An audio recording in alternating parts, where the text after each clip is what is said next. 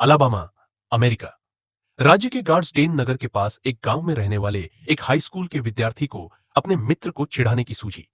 जैसे जब कोयल बोलती है तो उसको चिढ़ाने के लिए गांवों के बच्चे उसी की ध्वनि और लहजे में स्वयं भी कुहू करते और बड़े प्रसन्न होते हैं।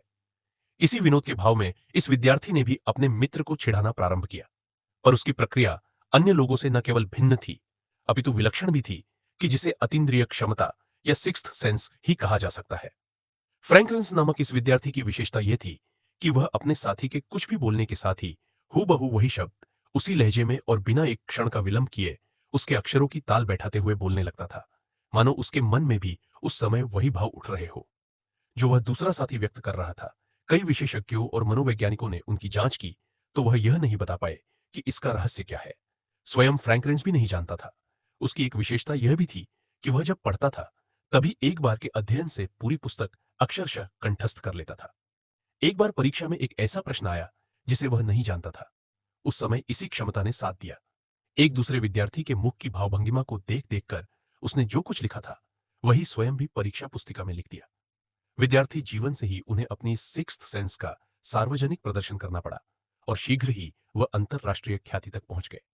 जिसने भी उनका कार्यक्रम देखा यह आश्चर्यचकित रह गया। फ्रैंक रेंस की विशेषता यह है कि वह केवल अमेरिकी भाषा जानते हुए भी दुनिया भर की तमाम भाषाओं में बोलने वालों के साथ वही अक्षर बिल्कुल वैसे ही उच्चारण और भावभंगिमा के साथ दोहरा देते थे। एक बार प्रसिद्ध हास्य अभिनेता जेरी ल्यूवेर ने एक कार्यक्रम रखा। इसमें जिना लोलो ब्रिगिडा नामक एक स्त्री ने भाग लिया। ब्रिगिडा विश्व की अनेक भाषाएं बोल लेती थी।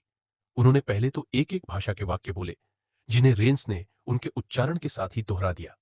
फिर वे मिश्रित शब्द बोलने लगी जिसमें थोड़ी इंग्लिश थी, हिंदी, रसियन, जर्मन और फ्रेंच भी। आश्चर्य की खिचड़ी भाषा के खिचड़ी वाक्य विन्यास को भी उन्होंने ज्यों का त्यों दोहरा दिया। एक बार किसी दर्शक ने कह दिया कि रेंस बोलने वाले के ओठों की हरकत से बोले जाने वाले शब्द का अनुमान करके उच्चारण करता है। यद्यपि रेंस बोलने वाले के इतना साथ बोलता था कि अनुमान की कल्पना ही नहीं की जा सकती, फिर भी उन्होंने तब से अपना मुंह उल्टी दिशा में करके बोलना प्रारंभ कर दिया। फ्रैंक रेंस का आहार विहार बहुत शुद्ध, प्रकृति सात्विक और विचार बड़े धार्मिक थे। वे स्वयं यह बात मानते थे कि यह सब जो वह दिखा देते हैं वह एकाएक नहीं हो जाता, वरन पहले मैं उसकी तैयारी करता हूं। यदि मेरा आहार विहार कभी अशुद्ध हो गया तो मैं इस तरह का प्रदर्शन करने से पहले आवश्यक शुद्धि के लिए साधना करता हूं। एक बार न्यूयॉर्क में उनकी अद्भुत परीक्षा ली गई। एक डॉक्टर नियुक्त किया गया।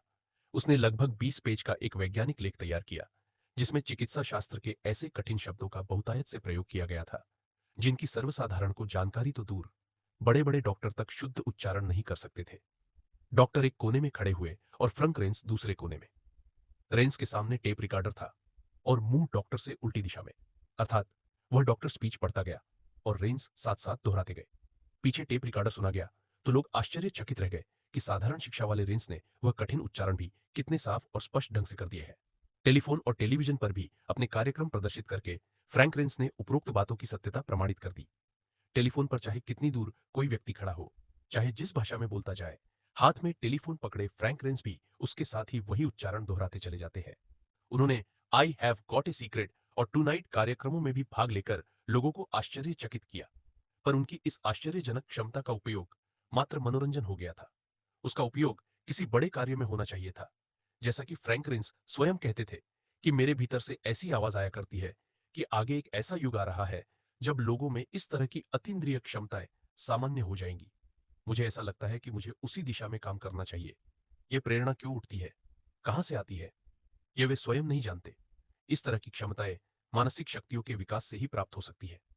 साधना, तप, अनुष्ठान आदि द्वारा मनस चेतना को उसी स्तर पर पहुंचाया जाता है जहां से कि वह इस तरह की अतीन्द्रिय कही जाने वाली क्षमताएं प्राप्त कर सके, पर वे वस्तुतः होती मन की ही शक्तियां है।